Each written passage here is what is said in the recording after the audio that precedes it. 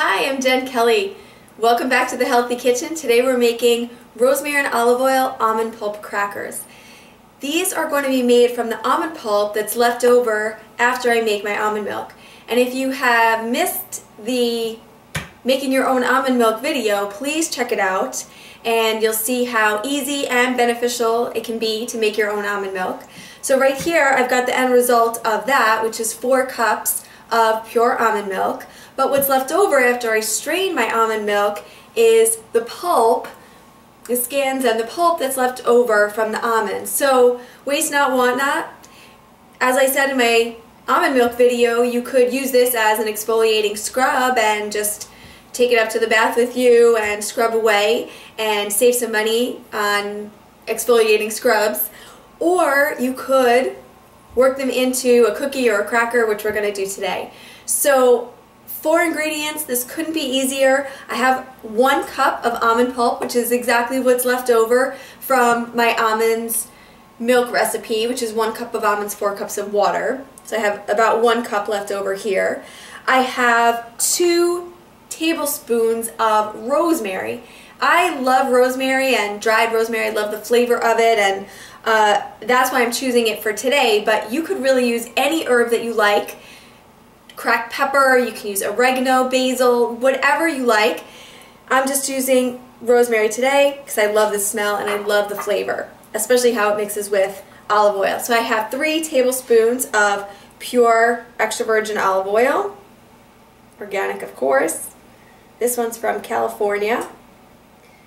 It's delicious, delicious olive oil.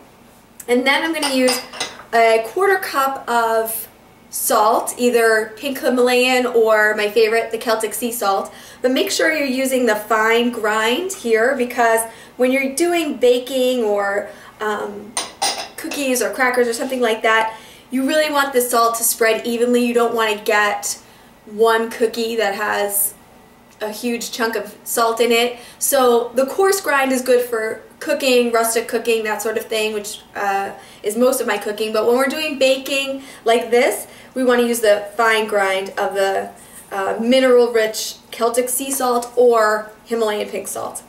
Both of those salts are outrageous for flavor and mineral content, and they're going to be great in these crackers. So I'm just mixing around those 4 ingredients. That's all there is to it. And then I'm going to take a piece of parchment and put it right in the center. And what I want to do is roll it out so that it's about 1/4 inch or 1/8 of an inch thick. The thinner the crackers are, the crispier that they're going to come out. So depending on how you like them, if you want them a little chewier, then you can make it thick. But the easiest way that I found to do this is by putting a second piece of parchment on top and then just sort of smoothing it out. And then I'll use a rolling pin to get it even and really smooth.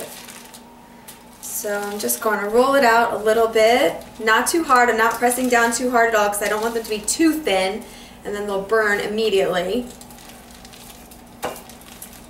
Just roll it out a little bit like that. Okay, great. So now I have my crackers ready to go. And I'm just going to cut them out first, because if I wait until they're cooked, they might crumble all over the place. So I'm going to just cut them out right now so that they'll be easier to break apart when they come out of the oven. Okay, so just kind of crossways.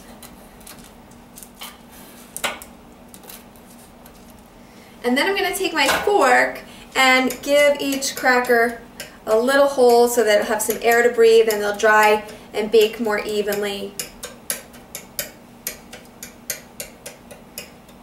And they kind of look pretty when they come out with the fork holes anyway, I think. Okay, so that's it. And I'm just going to slide this onto a baking sheet and pop it in a 350-degree oven for about 20 minutes. And then I'll take them out and we'll flip them. And then they'll go back in for another 15-20 minutes. And then you'll have some delicious, awesome crackers. So we'll be right back and check them out. Okay, so after 20 minutes in the oven, this is what my crackers look like so far. And to flip them, I just want to show you what I found to be the easiest way. I like to take another piece of parchment paper flip them over carefully, and then it peels off pretty easily, and you can just pop them right back in the oven. 20 more minutes, and then we'll be back to see the finished product. Okay folks, here we are with the final product. Here's my perfect crackers, almond, rosemary, and olive oil crackers, and here I'm serving them with my delicious detox pesto, which is amazing and addictive and will be featured in the next video, so stay tuned for that. I also just wanted to show you what the crackers look like when you let them cook for a little bit longer, and you'll see they get a little crispy, and these are also sort of the ends that are a little thinner. So if you like a crispier cracker, you may want to roll them out thinner or leave them in a little bit longer. These ones are more of like a wheat thin, if you know those crackers, like that consistency, and these are a little crispier. The whole kitchen smells like rosemary right now. It's amazing and delicious. But I should tell you also that if you do choose rosemary as your herb for your crackers, you're getting a ton of health benefits as well. All spices have their value, and all spices really are antibacterial in nature, and originally that's why people started using spices on their foods, was to kill the bacteria and the parasites that they were picking up from their foods.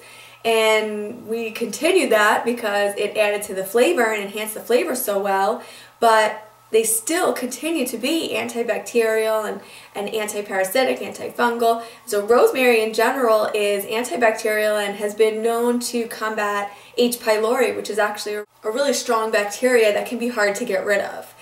And in addition to that, it has anti-cancer compounds, which is amazing. It's anti-inflammatory. Rosemary's long been known to be good for your memory and boost your mood, so apart from tasting and smelling amazing, you have all these other health benefits too from the rosemary. And the crackers themselves are going to be a great vehicle for some of the other recipes that we've been making that may call for a chip or bread or something like that. And these crackers you can use, for example, my pestos, eggplant tapenade, hummus, olive tapenade, all those sort of kind of dippy, pesto-y, tapas, Mediterranean style foods kind of call for a bread or a chip, and oftentimes I use endive leaves for that purpose, but when I have these crackers, then I have that available. So hopefully you're inspired to not only make almond milk, but make crackers from the pulp. And we will see you next time in the Healthy Kitchen, always learning not just how to cook, but why. See you next time.